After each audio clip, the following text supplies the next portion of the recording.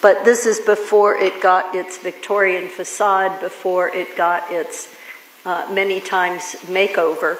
But this is the earliest photograph taken in October of 1861 of the Amberg and Ellsberg wagon train getting ready to unload all of that material, such as you've seen at the steamship Arabia, and that was loaded on and off the wharves of St. Louis.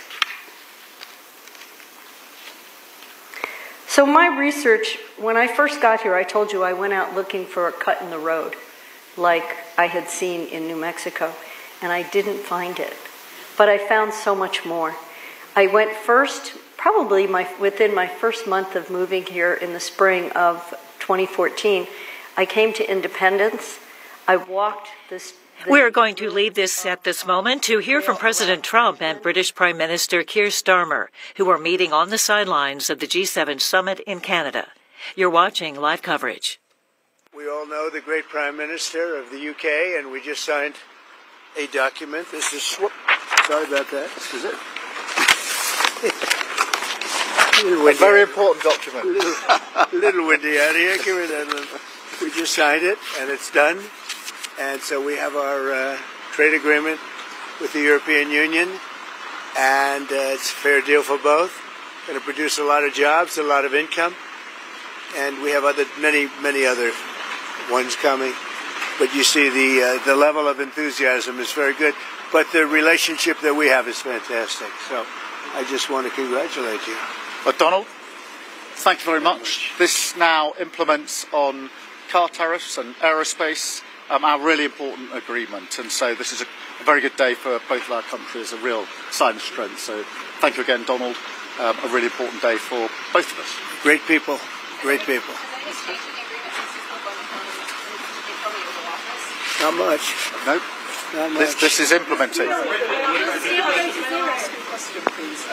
G7 leaders are calling for de-escalation of Israel and Iran, but you are the key to unlocking that. That's right. And here I am. And here you are. Yeah. So can I ask you, sir, have you spoken to Prime Minister Netanyahu? Or might you speak to him? I've spoken to everybody. What will you say? Israel is doing very well, as you probably noticed, and I gave Iran 60 days, and they said no, and the 61st you saw what happened.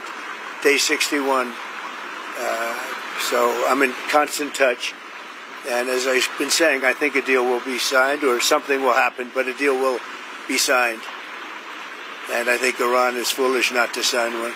Iran is accusing Netanyahu of attacking them to deliberately derail your nuclear plan. What do you think of that? No. Look, Iran should have signed the deal. If it would help bring Iran to the negotiating table, would you guarantee that the U.S. would not get involved militarily? Well, I think Iran basically is at the negotiating table. They want to make a deal. And as soon as I leave here, we're going to be doing something. But I have to leave here. I have, this commitment. I have a lot of commitments. I have a commitment to a lot of countries, including the UK, where we just signed our deal. Where are you settling on steel? What's going to zero, or are they We're gonna let you have that information in a little while.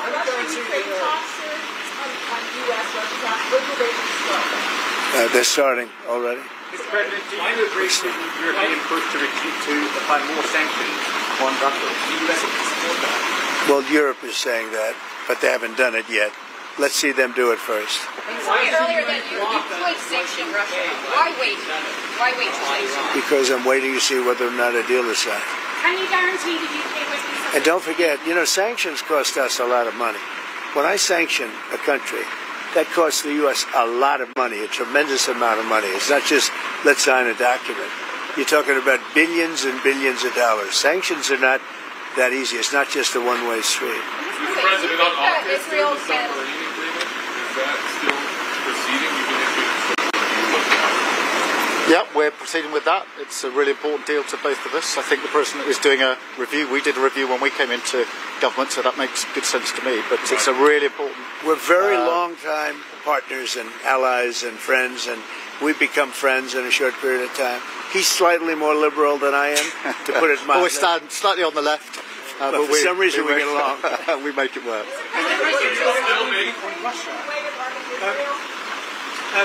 There's quite a few British voters who worry siding with the Russian post-Ukraine war. Can you reassure them? No, I don't. No, I just, you know what I side on? Saving lives.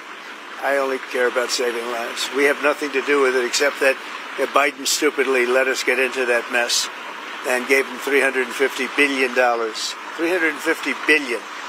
And yet, despite that, you saw how we did in the Middle East. We took in $5.1 trillion.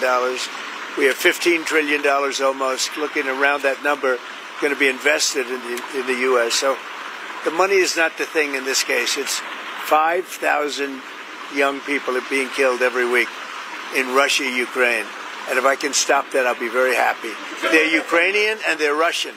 So you could say, what am I doing? But I'd like to see if I could stop it. Would you consider going? Do you think Israel can fully eliminate the threat that Iran poses this nuclear weapon without the United States? Who said that? No, I'm asking if you believe they can. Well, it doesn't. It's irrelevant. Something's going to happen. Have you President, would you considered consider traveling to the Mideast as part of any talks if the health roads are in the U.S.? Yeah, but I think we're doing pretty well. We're talking. We have a thing called a telephone, so we're talking. But it's always better to talk in person. I want to see no nuclear weapon in Iran, and we're well on our way to making sure that happens. And we've had a discussion about that this morning. There's in the G7 absolute clarity in relation to the nuclear program. We do not want to see it. Mr. President, do you have a response? What? The UK is very well protected. You know why? Because I like them. That's why. That's their ultimate protection. Thank you very much. The Prime Minister has done a great job. I want to just tell that to the people of the United Kingdom. He's done a very, very good job. You know, he's done what other people, they've been talking about this deal for 6 years, right? 6 years. And he's done what they haven't been able to do. So he's done really a very good job. In response to Tucker Carlson criticizing you, saying that you're complicit.